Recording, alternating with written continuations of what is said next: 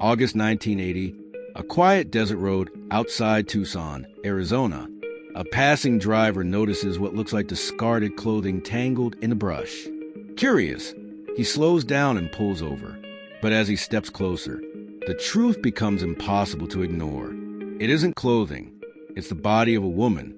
And what investigators would eventually learn about her life would leave an entire community shaken. The desert mornings in Tucson are usually peaceful. Endless sky, warm sunlight creeping across miles of sand and brush, and long empty roads stretching beyond the horizon. But one morning in August 1980, that quiet landscape became the setting for something deeply unsettling. A driver traveling along a remote road on the outskirts of the city noticed something unusual near the desert brush. At first glance, it looked like trash or clothing tossed aside by someone passing through. But curiosity got the better of him. He slowed down, stepped out of his car, and walked toward it. Within seconds, the calm of that morning vanished. A woman's body had been left in the desert. Police quickly arrived and sealed off the area. Yellow tape snapped in the dry wind as detectives carefully moved across the sand, marking evidence and documenting every detail. But one question hung heavily over the scene. Who was she? It didn't take investigators long to identify the victim. Her name was Virginia Ginger Daly, a 32-year-old accountant who worked for the city government. The news spread quickly through Tucson. Friends and co-workers struggled to process it. Ginger was known as thoughtful, dependable, and kind. She lived a quiet life, focused on her work and close circle of friends. Nothing about her routine suggested danger, which made the discovery even more disturbing. Who could possibly want to harm her? Detectives began reconstructing the final hours of Ginger's life. The last confirmed sighting placed her at home the evening before. Everything appeared normal. There were no signs of forced entry, no reports of screams, no evidence of a struggle. Yet somehow, Ginger had left her home that evening, and no one knew why. This detail immediately puzzled investigators.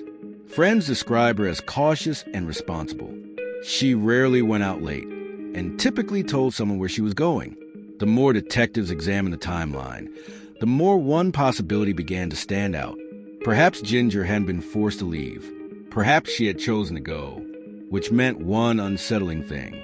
She might have trusted the person she left with. At first, authorities considered the possibility of a random crime.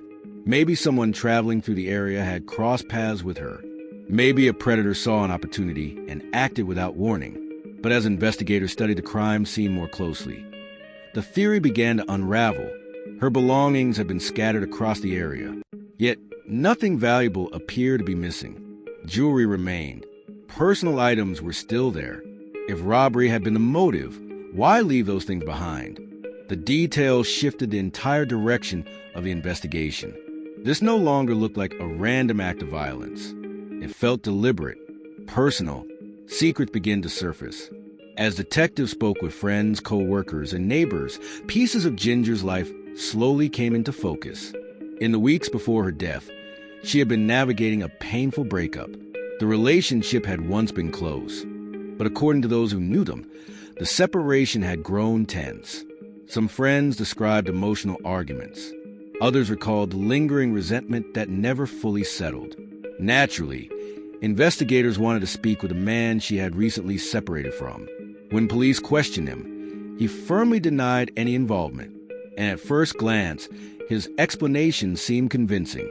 He had an alibi, one that placed him somewhere else during the time investigators believed the crime occurred. Without evidence contradicting his account, detectives couldn't move forward with charges. Still, something about the case lingered in their minds. The circumstances felt too personal to ignore. Weeks passed, then months. Leads were pursued. Interviews continued. Investigators examined every possibility, but the answers never came. No witnesses stepped forward with critical information. No physical evidence directly tied anyone to the crime.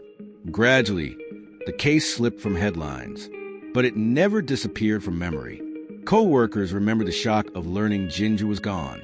Neighbors remembered the police lights cutting through the quiet desert morning. And detectives remained haunted by one persistent question.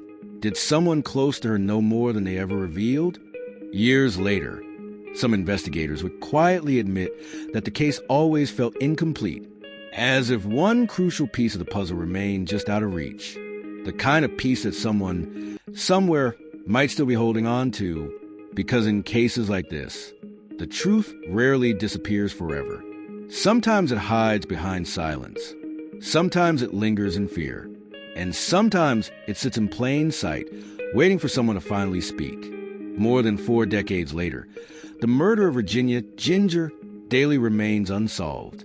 But one possibility continues to trouble investigators. The person responsible may never have been a stranger. It may have been someone she already knew, someone she trusted, someone who walked away into the quiet desert darkness and never looked back.